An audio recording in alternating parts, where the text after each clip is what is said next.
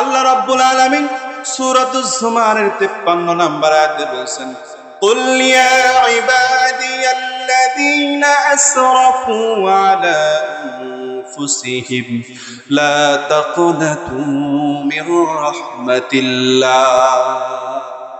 বান্দা যত গুনাহ করছো আমি আল্লাহ তোমার উপরে রাগান্বিত হই নাই। কোন সুবহানাল্লাহ। আমি বসে আছি, আমি অপেক্ষা করে আছি কখন তুমি বান্দা আমি আল্লাহর কাছে এসে তওবা করবা, আমি আল্লাহ তাআলার সাথে সাথে তোমাকে মাফ করে দিব। সুবহানাল্লাহ। কোন মানুষ যদি আপনার সাথে একটু বেয়াদবি করে, আপনাকে কষ্ট দেয়, কিছুক্ষণ পরে যদি ওই মানুষটা আপনার কাছে এসে বলে, ভাই আমি ভুল করেছি, আপনাকে কষ্ট দিয়ে ফেলেছি, আমাকে মাফ করে দেন, আপনি মাফ করবেন কিনা? অবশ্যই মাফ করবেন। কি মাফ করবেন না? মাফ করবেন। আপনি মানুষেও একটা মানুষ যদি ভুল বুঝে যদি বলে ভাই, অনুশোচনা করে যদি এসে বলে ভাই আমি ভুল করছি, আমি না বুঝে এই আপনাকে কষ্ট দিয়ে ফেলেছি, আমারে মাফ করে দেন আল্লাহর রাস্তায়, আপনি মাফ করে দিবেন কিন্তু? কি দিবেন না? চিন্তা করে দেখেন, একটা মানুষ অন্য মানুষকে মাফ করে দিবে, আর যে আল্লাহ আপনাকে এত মহাব্বত করে বানিয়েছেন, সৃষ্টি করেছেন, ওই আল্লাহ আপনাকে মাফ করার জন্য অপেক্ষায় বসে থাকে। কোন সুবহানাল্লাহ। পৃথিবীতে মানুষ অপরাধীকে খুঁজে শাস্তি দেওয়ার জন্য। কেন খুঁজে? শাস্তি দেওয়ার জন্য অপরাধীকে খুঁজে। আর আল্লাহ তাআলা অপরাধীকে খুঁজে খুঁজে আল্লাহ তাআলা মাফ করে জান্নাতে পাঠায় দেয়। আল্লাহু আকবার। কেমন মালিক আপনারা পেয়েছেন চিন্তা করেন। দুনিয়াতে যখন আল্লাহ তাআলা বান্দাকে মাফ করার জন্য অপেক্ষা করেন, মনে করেন আপনার একটা সন্তান হারায় গেছে, আপনার একটা সন্তান হারায় গেছে, 10 বছর ধরে আপনার এই সন্তানের কোনো খবর নাই, 10 বছর ধরে সাক্ষাৎ নাই।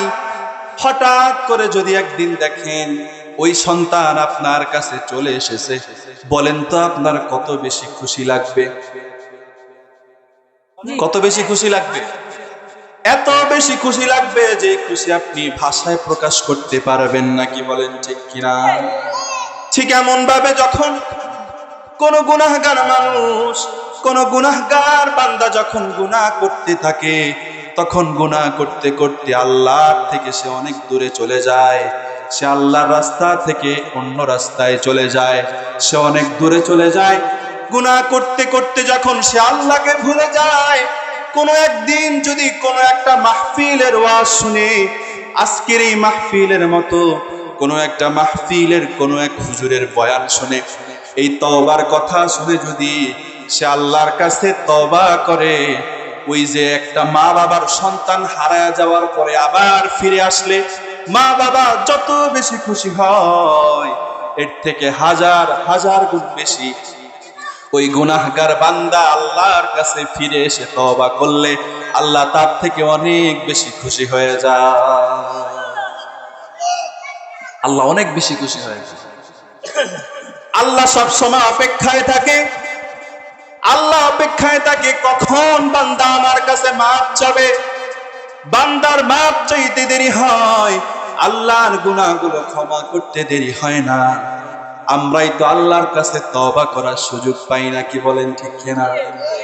যেই নবী দুনিয়াতে এসেছে নিষ্পাপ, যেই নবীর জন্য কুল কায়নাত, আসমান জমিন চন্দ্র সূর্য গ্রহ নক্ষত্র এমনকি মানুষ জাতি সবকিছু যেই নবীর উসিলায় আল্লাহ সৃষ্টি করেছেন, সেই নবী যে হাদিসের ভিতরে বলছেন, ইয়া আইয়ুহান নাস, হে দুনিয়ার মানুষ, তুবু ইলাল্লাহ ফাইন্নী আতুবু ইলাইহি ফি কুল্লি ইয়াউমিন মিআতা মাররা। আমি নবী, যেই নবীর জীবনে কোনো কি নাই, গুনাহ নাই, গুনাহ হওয়ারই কোনো চান্স নাই, এমন নবী ছিলেন। কোন সুবহানাল্লাহ। ওই নবী বললেন যে আমি নবী প্রতিদিন তুবু ইলাল্লাহি ফাইন্নী আতুবু ইলাইহি ফি কুল্লি ইয়াউমিন মিআতা মাররা। আমি নবী প্রতিদিন কমপক্ষে আল্লাহর দরবারে 100 বারের বেশি আমি আল্লাহর কাছে তওবা করি, ইস্তিগফার করি। কন্যা সুবহানাল্লাহ। আর ওই নবীর উম্মত হয়ে আমরা গুনাহ করি, গুনাহগার মানুষ আমরা। একদিনে 100 বার তো দূরে থাক, আমরা অনেক মানুষ সারা জীবনে 100 বার তওবা করার সুযোগ পাই নাই। কি বলেন ঠিক কিনা? আমরা দিনে 100 বার তো দূরে থাক, সপ্তাহে, মাসে, বছরে একবার তওবা করার সুযোগ পাই না। আল্লাহ অপেক্ষায় বসে আছেন কখন আমার গুনাহগার বান্দাটা একটু আমার কাছে মাপ চাইবে, আর আমি আল্লাহর সাথে সাথে তাকে আমার কুদরতি চাদরের ভিতরে তাকে নিয়ে আসবো। কন্যা সুবহানাল্লাহ। আপনি যত গুনাহ করেন, আপনি যত বড় গুনাহগার হন, আল্লাহর পথ থেকে দূরে সরে যাবেন না। আপনি কখনোই নিরাশ হবেন না। আপনি যদি চিন্তা করেন সারাটা জীবন তো সুদ খাইলাম, সারা জীবন ঘুষ খাইলাম, সারা জীবনে এমন কোনো গুনাহ নাই করলাম না, কিন্তু যদি আল্লাহর কাছে তওবা করতে যাই আল্লাহ কি আমারে মাফ করবে? অবশ্যই আপনাকে মাফ করবে। আল্লাহ কত বেশি দয়ালু আপনি শুনলে অবাক হয়ে যাবেন। মুস্তাদরাক হাকিমের ভিতরে একটা হাদিস এসেছে, জিব্রাইল আলাইহিস সালাতু ওয়াস সালাম নবীজির কাছে গিয়া বলেন, ইয়া রাসূলুল্লাহ, ইয়া হাবিবাল্লাহ, যেই দিন ফেরাউন লোহিত সাগরের ভিতরে, পানির ভিতরে যখন হাবুডুবু খাচ্ছিল, তখন আল্লাহ তাআলা আমারে ডাক দিছে। আল্লাহ ডাক দিয়া বলে, জিব্রাইল তুমি কই? জিব্রাইল বলে, ইয়া রাসূলুল্লাহ, ইয়া হাবিবাল্লাহ, আল্লাহ আমাকে ডাক দিয়ে বললেন, জিব্রাইল তাড়াতাড়ি করে তুমি ফেরাউন যে লোহিত সাগরের তলদেশে, যেখানে কাদা বালুর ভিতরে সে গড়াগড়ি খাচ্ছে, ডুবে যাচ্ছে, হাবুডুবু খাচ্ছে, তুমি তাড়াতাড়ি ফেরাউনের কাছে সেইখানে চলে যাও। ফেরাউনকে তুমি 1 সেকেন্ড সময় দিও না, তাড়াতাড়ি গিয়ে তার মুখের ভিতরে কাদা বালুগুলো ঢুকায়া দাও। জিব্রাইল তাড়াতাড়ি করে চলে গেলেন, গিয়ে ফেরাউনের মুখের ভিতরে কাদা বালু ঢুকায়া দিলেন। এরপরে জিব্রাইল এসে আল্লাহর কাছে জিজ্ঞেস করলেন, আল্লাহ, ফেরাউন তো এমনিতেই সেইখানে মারা যাইতো, কিন্তু আপনি কেন আমাকে তাড়াহুড়ো করে ফেরাউনের মুখের ভিতরে কাদা বালুগুলো ঢুকানোর জন্য তাড়াতাড়ি করে পাঠালেন? কারণ কি? জিব্রাইল বলতেছে, ইয়া রাসূলুল্লাহ, ইয়া হাবিবাল্লাহ, আল্লাহ এত বেশি দয়ালু, আল্লাহর এত বেশি মায়া। আল্লাহ তাআলা বললেন, ওরে জিব্রাইল, এই ফেরাউন যদি ওই সময়ে আমি আল্লাহর কাছে যদি তওবা করত, যদি মাপ চাইতো, যদি কালেমা পড়তো, তাহলে আমি আল্লাহ তাকে মাফ করতে বাধ্য হতাম। কন্যা সুবহানাল্লাহ। আমি চাই নাই যে ফেরাউন দুনিয়ার ভিতরে নিজেকে খোদা দাবি করেছে, প্রভু দাবি করত। যেই ফেরাউন সব থেকে জালিম অত্যাচারী শাসক ছিল, আমি চাই নাই যে এই ফেরাউনকে আমি আল্লাহ মাফ করব, কিন্তু যদি একবার আমি আল্লাহর কাছে সে কালেমা পড়ে মাফ চাইতো, আমি আল্লাহ এত দয়ালু, এত দয়ালু, আমি মাফ করতে বাধ্য হতাম। এই জন্যই আমি তাড়াতাড়ি করে তোমাকে সেখানে পাঠায়া দিছি। সুবহানাল্লাহ। আপনি কি ফেরাউন থেকে বেশি গুনাহ করছেন? তাহলে ভয় আছে? গুনাহ করছেন, কিন্তু এই গুনাহ অবস্থায় থাকবেন না, আল্লাহর কাছে মাফ চাবেন, তাহলে আল্লাহ তাআলা কি আমাদেরকে মাফ করে দিবে। সাথে সাথে মাফ চাবেন। গুনাহ হয়ে গেছে, যত বড় গুনাহ হোক, মাফ চাবেন, আল্লাহ মাফ করে দিবে। কন্যা সুবহানাল্লাহ। মুসা আলাইহিস সালাতু ওয়াস সালাম তুর পাহাড়ের দিকে যাচ্ছেন আল্লাহর সঙ্গে কথা বলার জন্য। পথিমধ্যে ইবলিসকে চিনেন? ইবলিস কেডা? আমাদের সামনে, আমাদের পিছনে, ডানে বামে, উপরে নিচে, গোপনে প্রকাশ্যে সব থেকে বড় শত্রু কেডা? শয়তান। শয়তানের থেকে বড় কোন শত্রু আছে? নাই। এই শয়তান মুসা আলাইহিস সালাতু ওয়াস সালামের কাছে এসে বলতেছে, নবী মুসা, আপনি তো তুর পাহাড়ে যাচ্ছেন আল্লাহর সঙ্গে কথা বলার জন্য, কিন্তু আপনার কাছে আমার একটা ফরিয়াদ আছে। নবী মুসা বলল, কি ফরিয়াদ? ইবলিস বলল, নবী, আপনি আল্লাহর সঙ্গে কথা বলার পরে আপনার কথা বলা যখন শেষ হয়ে যাবে তখন আমার জন্য একটা আল্লাহর কাছে দরখাস্ত করবেন। কি দরখাস্ত?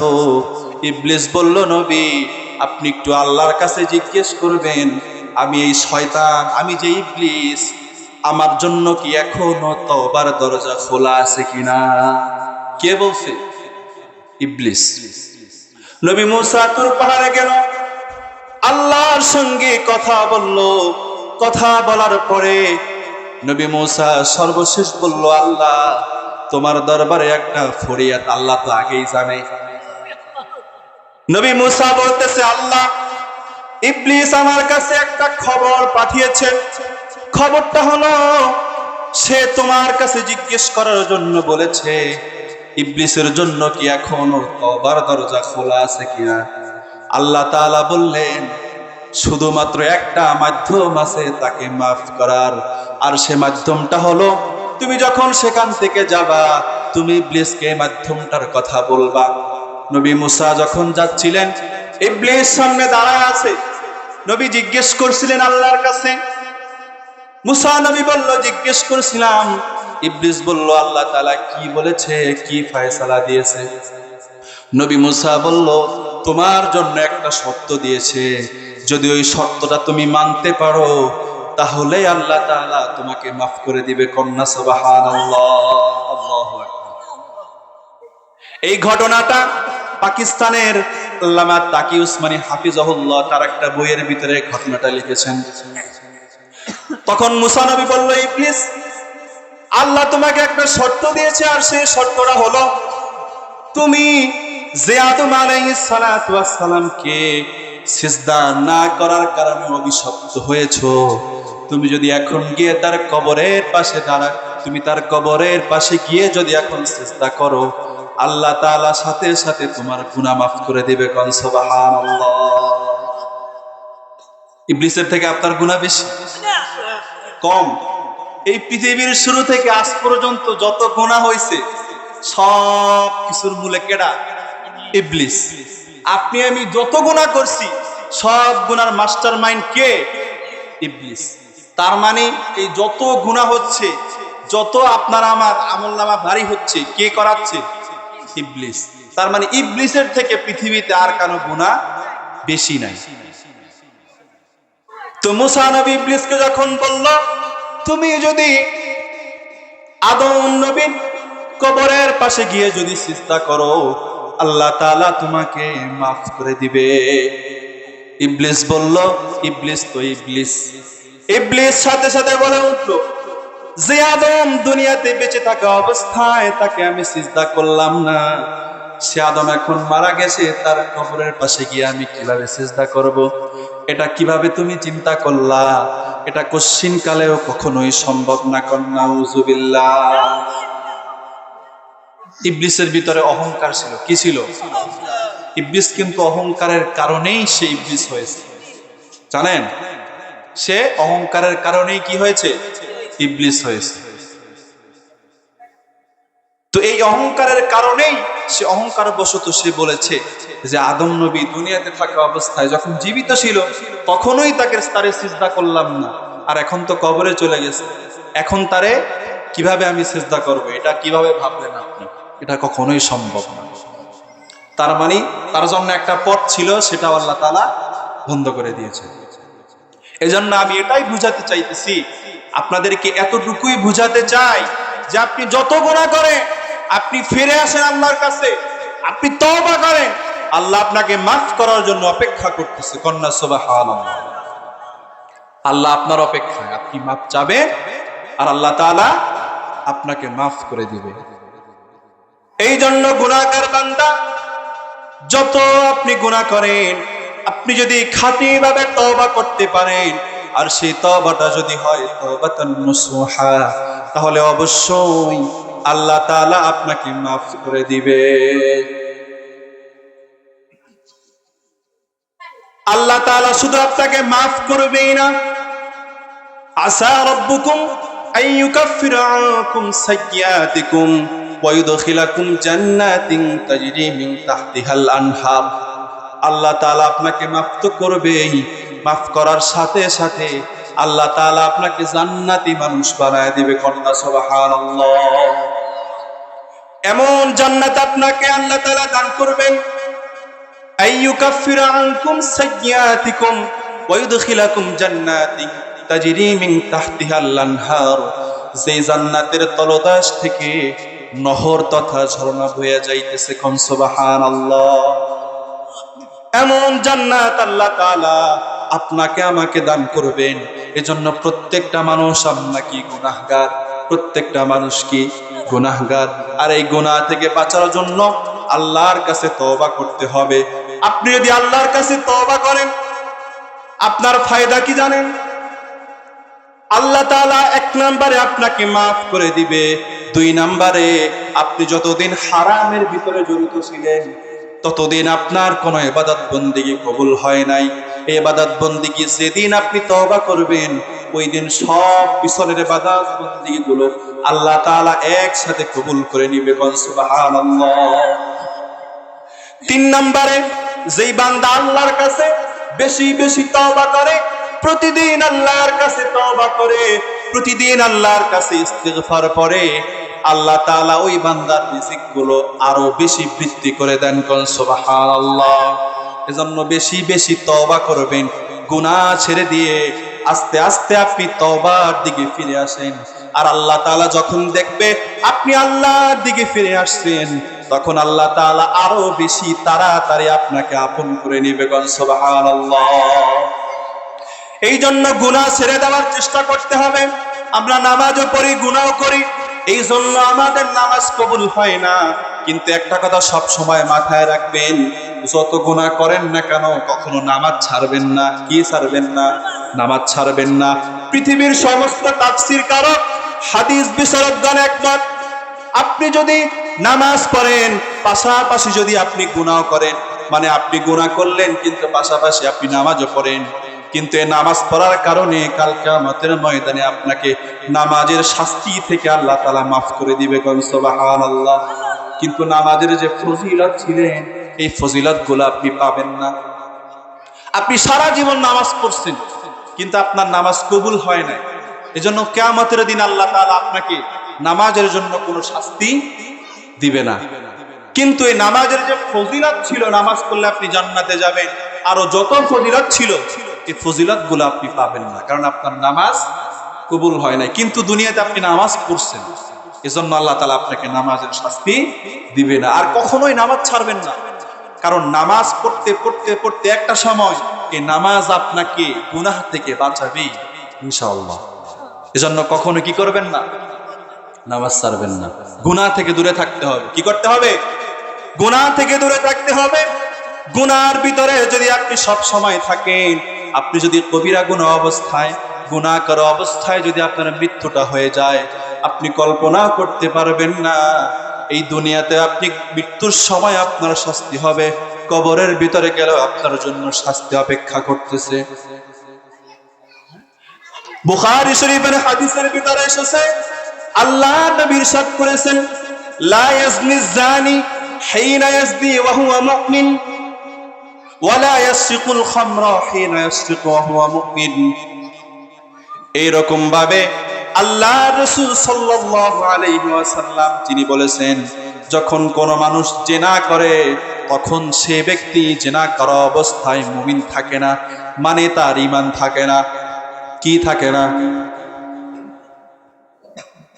নারে তাকবীর, আল্লাহু আকবার, বিশেষ বক্তার আগমন, নারে তাকবীর, আল্লাহু আকবার, চতুর্পাশের পক্ষ থেকে, চতুর্পাশের পক্ষ থেকে, নারে তাকবীর, আল্লাহু আকবার, বিশেষ বক্তার আগমন।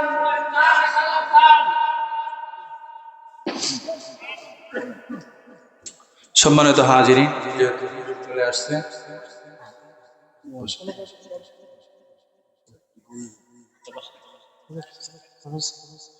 হুজুর, যেহেতু চলে আসছে আমি আর সময় বাড়াবো না, ইনশাআল্লাহ 1 মিনিটের ভিতরে ইনশাআল্লাহ শেষ করে দিব। তো বুখারীর ভিতরে কি হাদিস এসেছে? আল্লাহ রাসূল সাল্লাল্লাহু আলাইহি ওয়াসাল্লাম বলেছেন, লা ইয়াজনি জানি হিনা ইয়াজনি ওয়া হুয়া মুমিন। যখন কোন মানুষ জিনা করে তখন সে মুমিন থাকে না। কি থাকে না? মানে যখন সে জেনা করে তখন তার ঈমান চলে যায়। কি চলে যায়? ঈমান চলে যায়। যখন কোনো শরাব পান করে, মদ পান করে, কোনো নিষিদ্ধ জিনিস, হারাম জিনিস পান করে, তখন সে মুমিন থাকে না, মানে তার ঈমান চলে যায়। কোন চোর যখন চুরি করে, ডাকাত যখন ডাকাতি করে, কোন লুণ্ঠনকারী ব্যক্তি যখন কারো সম্পদ লুণ্ঠন করে, তখন তার কি থাকে না? ঈমান থাকে না। এই কাজগুলো যখন সে করে তখন তার ঈমান চলে যায়। হাদিসের ব্যাখ্যায় এসেছে, যতক্ষণ পর্যন্ত ওই বান্দা আল্লাহর কাছে তওবা না করবে ততক্ষণ পর্যন্ত সে বেঈমান অবস্থায় থাকবে। নাউজুবিল্লাহ। আর এই অবস্থায় যদি মৃত্যু হয়ে যায় তাহলে আমাদের কি অবস্থা হবে? কি অবস্থা হবে? জান্নাত নাকি জাহান্নাম? জাহান্নাম। হযরত ওসমান রাদিয়াল্লাহু তাআলা আনহু তিনি জাহান্নামের বয়ান শুনলে, জাহান্নামের কথা শুনলে যত বেশি কাঁপতেন, তার থেকে বেশি কাঁপতেন কবর দেখলে। কি দেখলে? কবর দেখলে। কারণ কবর এমন একটা জায়গা, তাকে প্রশ্ন করা হয়েছে যে হুজুর আপনি কেন কবর দেখলে আরো বেশি কান্না করেন, জাহান্নামের বয়ান শুনলেও তো আপনি এত বেশি কান্না করেন না? তিনি বললেন, কবর এমন একটা জায়গা, এটা আখিরাতের সর্বপ্রথম ঘাঁটি।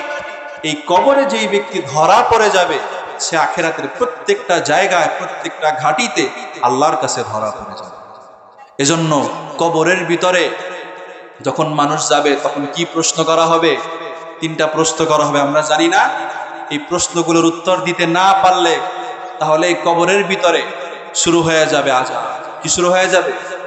আযাব শুরু হয়ে যাবে। এজন্য আল্লাহ রাব্বুল আলামিন আমাদেরকে, প্রত্যেকটা মানুষকে গুনাহ থেকে বাঁচার তৌফিক দান করুক। সবাই পড়ি আমিন। যারা গুনাহ করেছি, অনেক বড় বড় গুনাহ করেছে, আল্লাহর কাছে গুনাহের জন্য তওবা করব, আল্লাহ অবশ্যই আমাদের সবাইকে মাফ করে দিবেন। সম্মানিত হাজিরিন, আজকের এই মাহফিলটা আল্লাহ তাআলা যেন কবুল করে। সবাই পড়ি আমিন। এই মাহফিল অনেকে কষ্ট করে এই মাহফিলের আয়োজন করেছে, অনেক শ্রম দিয়েছে। আল্লাহ যেন প্রত্যেকটা মানুষের শ্রম, যারা দান করছে, সদকা করছে, সবার দানগুলো, শ্রমগুলো যেন আল্লাহ তাআলা কবুল করে। সবাই পড়ি আমিন। নূর নবী মুহাম্মদুর রাসূলুল্লাহ সাল্লাল্লাহু আলাইহি ওয়াসাল্লামের জুতা মোবারকের উসিলায় যেন আল্লাহ তাআলা আমাদের মাহফিলটাকে কামিয়াবি করে। সবাই পড়ি আমিন। আখির দাওয়ানা আলহামদুলিল্লাহি রাব্বিল আলামিন। আসসালামু আলাইকুম ওয়া রাহমাতুল্লাহি ওয়া বারাকাতুহু।